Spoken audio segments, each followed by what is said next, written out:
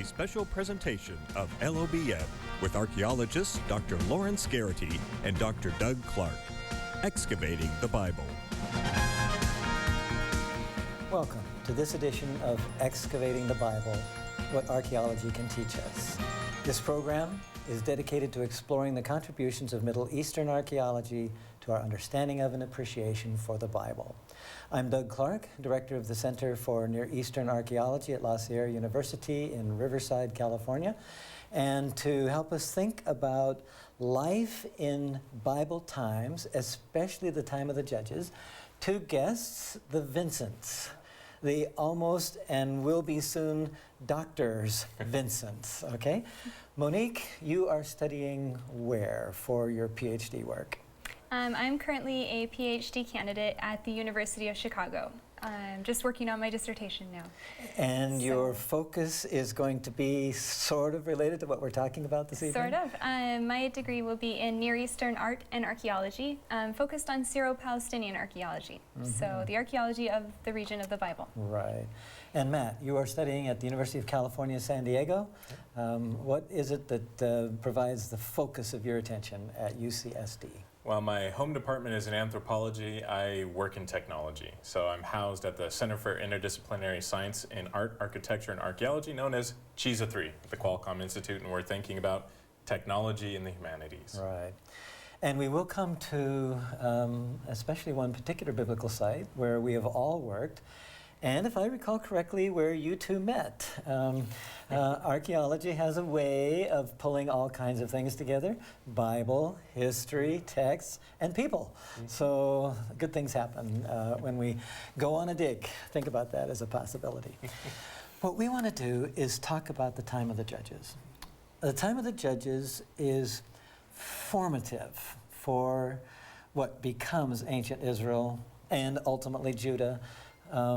And if we think about across the Jordan River, think about the tribal groups forming in Ammon or Ammon and Moab, and later on in Edom or Edom.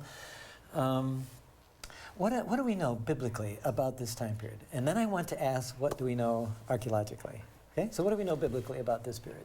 Biblically, we can see that this period is still unstable. I mean, after the late Bronze Age, so I'm thinking 14 to 1200 BC, things are still upset, and people are settling in small farming villages. They're eking out existences there.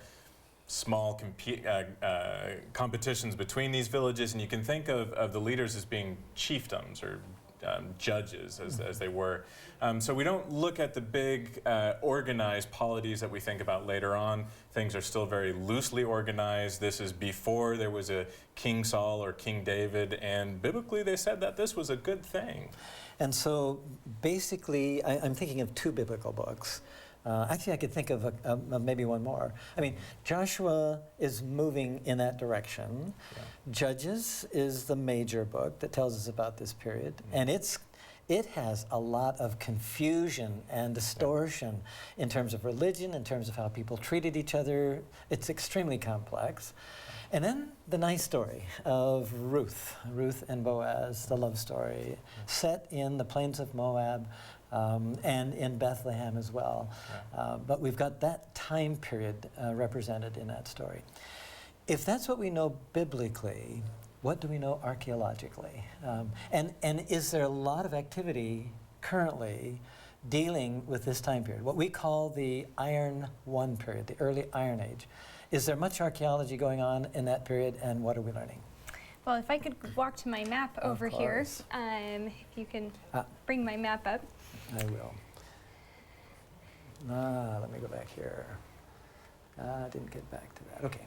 Okay, so a couple of things that we learn archaeologically is we have a lot of movement of people going on. The Book of Judges is definitely portraying this mixed, unsettled society, and archaeologically we see it as well.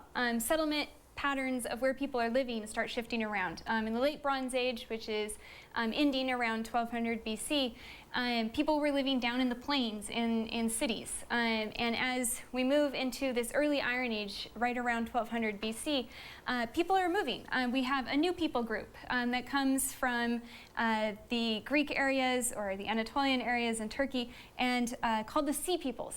We know them later as the Philistines, and they're moving and settling in this region right here. So new people showing up there.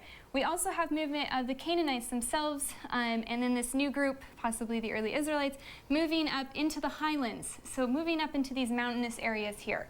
And archaeologically, some different reasons for that. Archaeologists have proposed that it's because the Egyptian Empire has been in this region for so long, and they've just taxed everybody to death. And they don't have anything else to give, and so they flee from their nice homes down in the well-watered valleys up to the mountains, where the Egyptians are not as interested in chasing them. Now, what we have on the western side of the Jordan River you just described, what would we have in the mountain country, in the hill country on the eastern side? Is it similar? Is it similarly timed? Do we have the same kind of archaeological remains? We do. We have the same movement kind of from larger city patterns in the valleys, and they move up into the highlands here as well. So at the same time period, and actually using a lot of the same archaeological forms. We see the same kind of little small rural villages. So if we're thinking about the archaeological evidence, this is kind of writ large, this is kind of in generalities. We have settlements on both sides of the Jordan River, virtually the same time, same kinds of settlements, same kinds of wares. You could almost date something like we do with pottery, similarly on both sides of the river. And then evidently these tribal entities then become, through complex processes, become states. Yeah. That we would then think of, if we're thinking Israel, we're thinking Saul, David, and Solomon. If we're thinking Ammon, then we're thinking about the beginnings of kingship there, or Moab, and later Edom. So this same process, maybe not exactly the same time, but the same process of settlement, of life, of survival. So it's all biblical. It's very much the same, isn't it? Yeah, and this is what has really driven archaeological research in this time period, in the early Iron Age, is this interest in how we move from the kind of urban period when the Egyptians are in control into this period of political chaos, and then how we move into the development of the states. So people want to know, how does this state formation take place? And so they look into this early Iron Age and at all of these villages from which these regions, these states later emerge. Mm-hmm, mm-hmm. Now, both of you have worked at another site on the Jordan side of the Dead Sea, at the site of Balua. Both of you are co-directors there. Matt, what does that site tell us? Now we're into the time of the kings we could talk about. What does that site tell us about Moab in the time of the kings? Well, the site of Balua is an exceptionally large site, certainly for the area and for Jordan in general, and that can say a lot that it was organized. You know, the polity of Moab had some control going with people to even be able to build that site. Something was going on, but particularly we think about trade. People are moving north to south, they're moving goods, and clearly the site of Balua is getting rich off of it. So something is happening over there.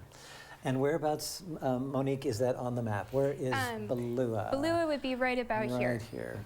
So we're talking about central Moab. And again, same sorts of things happening, maybe delayed a little bit the further south you go, but the same sorts of things. So let's move further than the map, Monique. Okay. What do we have here? Other than terraces, what do these terraces tell us about life and survival in what we call the hill country, time of the judges?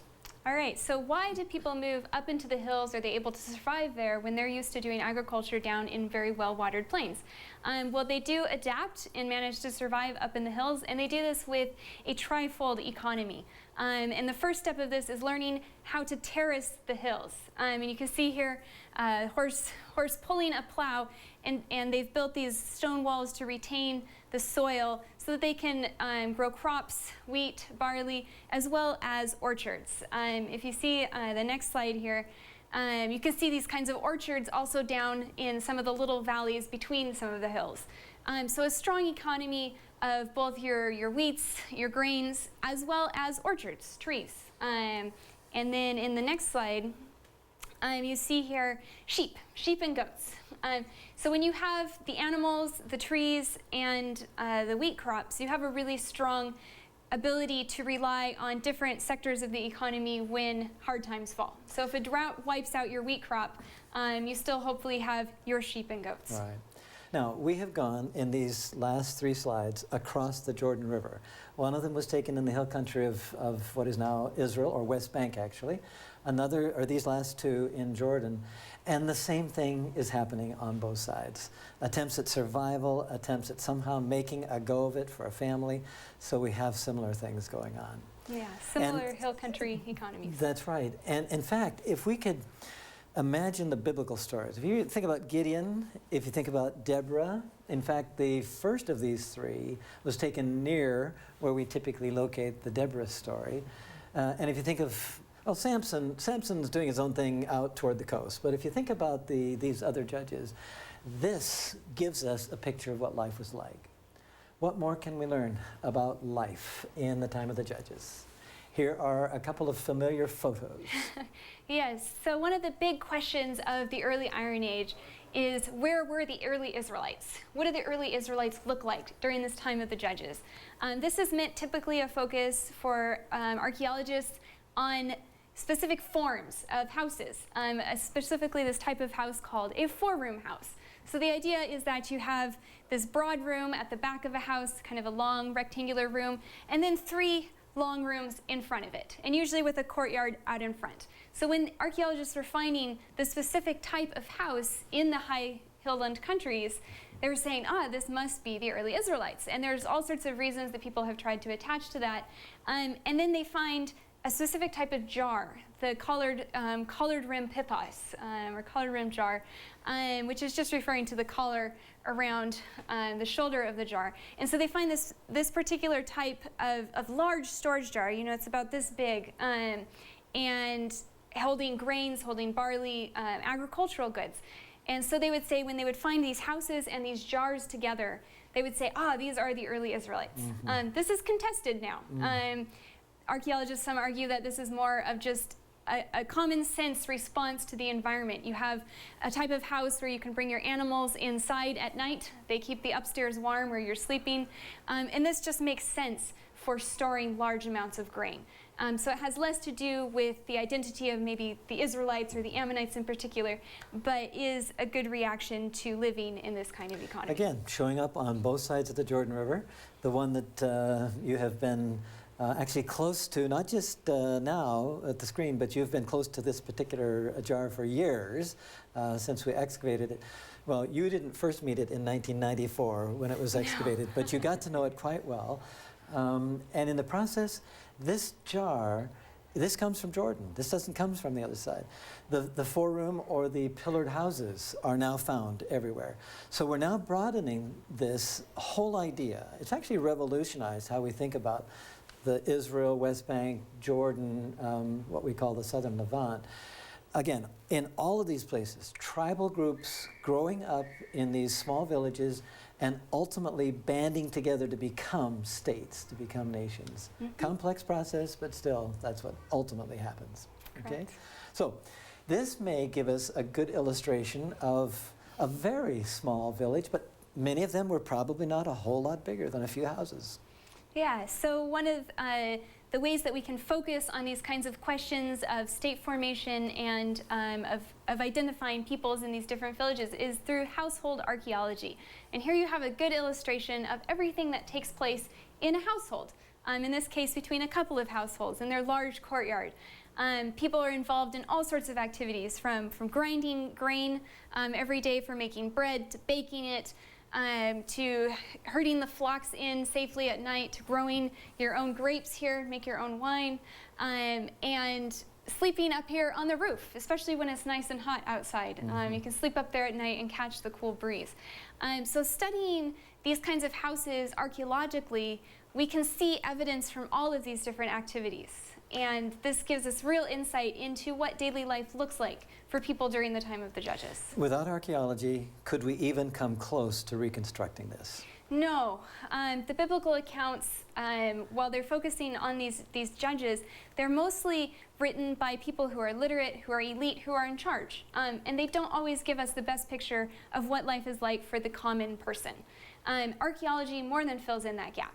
It's very democratic in that aspect. Right. It's preserving somebody's garbage pit as easily as it's preserving an archive of written material. Now, what isn't democratic is how archaeologists sometimes interpret. This is correct. But the evidence is the evidence, and we try our best to reconstruct it as it is. Now, this picture comes along with another slide that we're going to see from a book on life in ancient Israel, life in life in biblical Israel, by a couple of scholars from Boston, from Harvard, Philip King and Lawrence Steger, which I think is so helpful in covering a range of daily life activities. So when we want to think about, and Matt, I want you to help me here too, when we want to think about how the judges got up in the morning, how is archaeology contributing to that? I mean, you're doing anthropology, and yours, of course, is too. How does what we're doing, for instance, at Ameri, we'll come to that in a minute, how does that flesh out the life and times of these judges? I mean, if you think about something so simple as how they're grinding the grains to get the food, you get an idea that work is intense. They got a lot to do over there. Even living in the land and experiencing the heat, you want to beat that. And so as an anthropologist, of course, I think about the ethnography, the ethnoarchaeology, and I look at how people do it today. You think about the Islamic call to prayer, waking people up before sunrise. It had to be the same way in the time of the judges. People were getting up, they were working the land, just as we still see them doing it today. So a lot we can learn, and it probably takes away the Western, at least, we're products of the West. It takes away the sort of westernized, sanitized version of the Bible stories, and puts us in touch with the earth, real earth, not only in terms of touching and seeing and so on, but smelling. That is a scent of good memory, they tell me, and we don't live with the smells of animals staying in the same space we do. They did. They had to live with diseases. They had to live with critters. So if we now read the biblical stories, the judges' stories, with some of this in the back of our mind, I think we'll have a lot more appreciation. We kind of get on these people for not staying with God. Well, you live in these conditions, and you might say, there might be another option out there. And so, we have to think about it. And the book of Judges is like that. I mean, people are choosing the deity to whom they will be faithful. And it's not always the same one. So we have that very, very thing going on. Okay, what do we have here as we now kind of shift toward a specific site? A good case study for household archaeology, for archaeology of the time of the judges, is the site of Tel El-Umeri. And this particular house from Tel El-Umeri is part of this whole four-room house genre of house types. So you can see the scale of the house easily here with some individuals, one we may recognize, in the picture. And so just thinking about how much room you have in a building like this when this bottom floor is largely taken up by your animals at night. And so you're either crowded and sleeping in the back rooms or up on the roof or second floors of the houses. Right. And the pattern here, there may be dividing walls in these four-room houses. This one is clean. I mean, you've got 3 long rooms, and then even the back broad room is clear as well. But some of them have little dividing walls. And if you're adding family, especially on the second story, you just partition off a small segment of a room. You don't just build these things every day. There's over 400 tons of building material in a house like this one. And we studied this one and found that out. So these, you don't just go out and build something somewhere. These take a lot of energy, which is part of daily life. Mm-hmm. So what else do we know about daily life? I'm shifting here to sheep and grain. So what do we have? We have evidence here of one of the provisions that sheep add to the economy. Sheep and goats both, they add their milk, which on a daily basis then creates an important part of your diet when you can't afford to kill off your herd very often. When you're using your sheep for their wool and for their milk, only very occasionally can you use them for the protein from meat. So you use a lot of dairy. And then over here we have a wonderful little figurine from archaeology of a woman bent over grinding her grain, making a pile of flour at the end there. So we have these little snippets from archaeology that they create for us themselves in these little figurines showing us what they were doing each day, and what was a big focus, especially for the women in these periods. Certainly food production. Everything connected with putting food on the table. I have to tell you that last summer I was visiting the site of a Mary in central Jordan, and I was visiting with the Bedouin who are taking care of the site. They're the guards at the site on the eastern slopes. And I was handed a small cup with pure, straight from the goat milk. And I'm thinking, I'm not used to this. They're being very hospitable, and this is a treat. I mean, this is a treasure to do that. I wasn't adjusted, but okay, it was good. I mean, I drank it, and I'm responding to genuine hospitality as well. Okay, what else do we have? Textiles. So when you shear the sheep and the goats, you get these piles of wool that we then have the archaeological evidence of spindle whorls. So these were used to weight an end of the wool and to create yarn, essentially for then weaving into your clothing. And you have, I mean, it's a traditional, but it's a modern spindle on the bottom here, and they would serve the purpose as the wooden one does here, and give that some momentum and keep it going as you're trying to keep it spinning, rubbing the hands together to create this strong textile thread. And with wool, the larger ones, what about those two very small ones in the center? What would they be used for? Maybe for finer textile fabrics, such as flax, we think of, to create finer garments. And linen comes to mind. As well. And linen was used to keep one cool. Linen was undergarments, and so you've got these smaller ones because it's not as heavy as you're spinning it. So. Yeah. Okay, back to this place. Let me go to here. This is Tel el-Mary, where you have excavated. Matt and I have joined you in excavating. Tell us about what's emerging here as a village on the western side of the Tel. All right, well, you have lots of remains from lots of different periods here, but the focus is really, this is the top of that 4-room house that we were just looking at.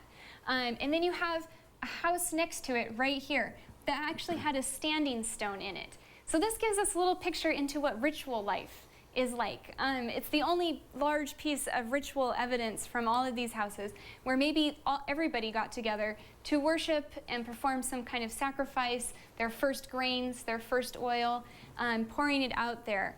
And then we have a third house right here, and we're just starting to excavate a fourth one and a fifth one down here. So we're starting to see a village emerge here, and this has been really fascinating for me to study, looking at the daily practices that really drew these villagers together, and then maybe comparing those with other villages that we find in the region, looking at what they share in common with other villages around them. So kind of seeing how the social networks are building up in these regions. What about privacy, Matt? I mean, these look like they're kind of cheek by jowl, common walls between them. What would it sound like to sleep in any one of these houses at night? What would you hear from next door? A lot of snoring, I'm guessing. Yeah, it wouldn't be quiet. I mean, if you think about the imagery that we've been talking about, you have your entire family stuffed into this small place. So you don't have a bedroom to yourself. You're hearing everybody. You're hearing the animals downstairs. It's a very lively village, one way or another. And what would you smell? All the animals downstairs, all your family next to you. So, I mean, that's life in a time of the Judges. Yeah. I mean, if we're going to be real about how people lived in biblical times, we have to be real. And archaeology, not the Bible really isn't so much concerned about this. You'll see snippets every once in a while, but it's archaeology that opens up these avenues of discovery. So, a village. Now, I wanted to say something else. You mentioned the standing stone. Point to where that is again, Monique. Right here. A household shrine. Very much like the contemporary story in Judges 17 and 18 about household shrines. So we have one illustrated here, and we put that together with the biblical story, and it really does bring it to life. Okay, and I think we have something that you have spent a lot of time creating. This is essentially an architectural plan of those houses illustrated, and this is something that I create in order to start plotting the artifacts. We see several artifacts here on the tables in front of us. It's lovely to pull up a beautiful artifact, but it's even better to know exactly where it comes from inside the various houses. This allows us to start tracing where activities are taking place. Where are people cooking? We have several fire pits here. Where are they storing their grain? We have jars for storing grain back here. Where are they performing other various activities, such as the ritual that we talked about here? Right. So being able to plot the locations of everything that we find in these houses is really important for understanding the basic activities taking place inside of them. Okay, let's leave this slide and let's talk about these artifacts. Pick one, Monique. You're intimately acquainted with all of them. You've helped put some of them together. You've excavated where some of them have come from. Why don't we start where you are here with these ceramic or pottery pieces? And let's just say a couple words about them. Okay, well, all of these vessels that are here all come from this village that we've just been talking about on the screen. We have a juglet here, a very small, easily pouring vessel. Put your olive oil inside there and pour it out. So we have another small jar here and a bowl here, actually, kind of a small handled bowl. You notice that we don't put all of these pieces together, and why is that? We can't find the pieces. We would if we could find the pieces. We could. The houses have collapsed. There was a large fire that burned through the entire settlement, and so the house is falling in on all of the artifacts and unfortunately people in one case as well. Right. Create a lot of pieces. Now this bowl is called a Manasseh bowl. Because of the first discoveries on the western side of the Jordan River in the territory of Manasseh, in the West Bank, what is now the West Bank. And so these names transfer across the river, not because the tribal groups transferred across the river, but because they're so much alike. And that says something about the similarities. Okay, Matt. Tell us something about what is in front of you. You know I love technology, and so I have to think about the lamp. I mean, you know, this is probably the one developing piece of technology that we could especially see in the ceramics and the way that it changes. Of course, earlier Iron Age lamp, and you know, it slowly closes over time, but I love them. And it also happens to be one of the first discoveries that I made on the site that was almost complete to find a lamp. Well, I want to thank you, Matt and Monique, and all of you for joining us for this edition of Excavating the Bible. We hope the program has provided some food for the soul and for the mind, and we look forward to next time. Until then, think ancient, keep believing, and keep exploring. For Excavating the Bible, I'm Doug Clark.